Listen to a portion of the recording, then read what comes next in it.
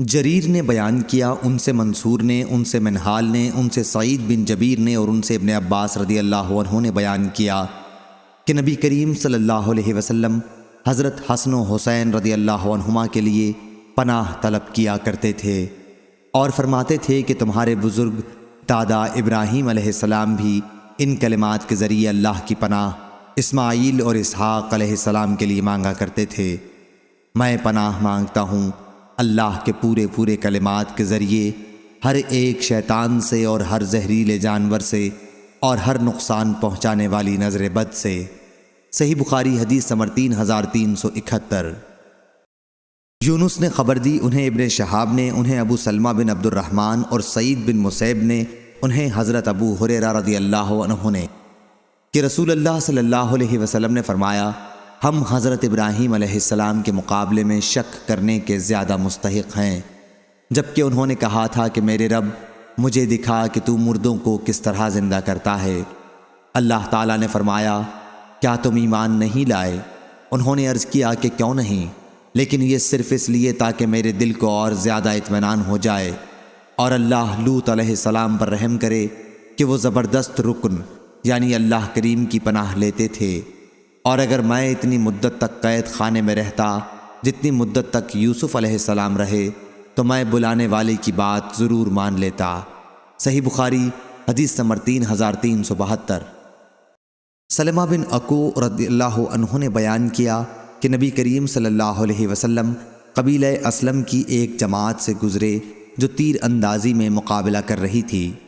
حضور صلی اللہ علیہ وسلم نے فرمایا، اے بنو اسماعیل، تیر اندازی کیے جاؤ، کیونکہ تمہارے بزرگ دادا بھی تیر انداز تھے اور میں بنو فلاں کے ساتھ ہوں۔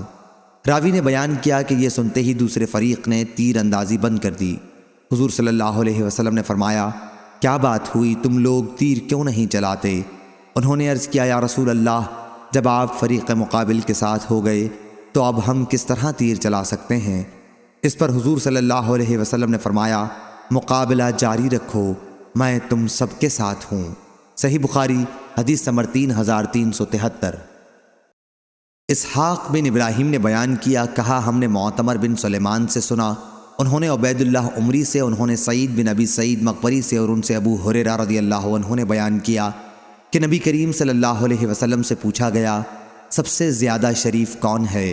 آپ نے فرمایا کہ جو سب سے زیادہ متقی ہو وہ سب سے زیادہ شریف ہے۔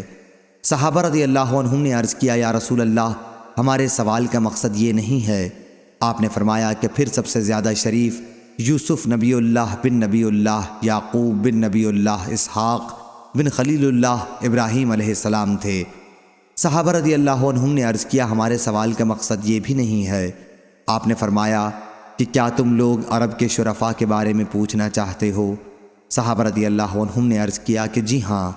آپ نے فرمایا کہ پھر جاہلیت میں جو لوگ شریف اور اچھے عادات و اخلاق کے تھے وہ اسلام لانے کے بعد بھی شریف اور اچھے سمجھے جائیں گے، جبکہ وہ دین کی سمجھ بھی حاصل کریں۔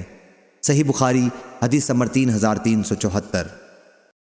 ابو زناد نے بیان کیا، ان سے اعرج نے اور ان سے حضرت ابو ہریرہ رضی اللہ عنہ نے کہ نبی کریم صلی اللہ علیہ وسلم نے فرمایا، اللہ تعالی حضرت لوط علیہ السلام کی مغفرت فرمائے، وہ زبردست رکن یعنی اللہ کی پناہ میں گئے تھے۔ صحیح بخاری حدیث نمبر 3375۔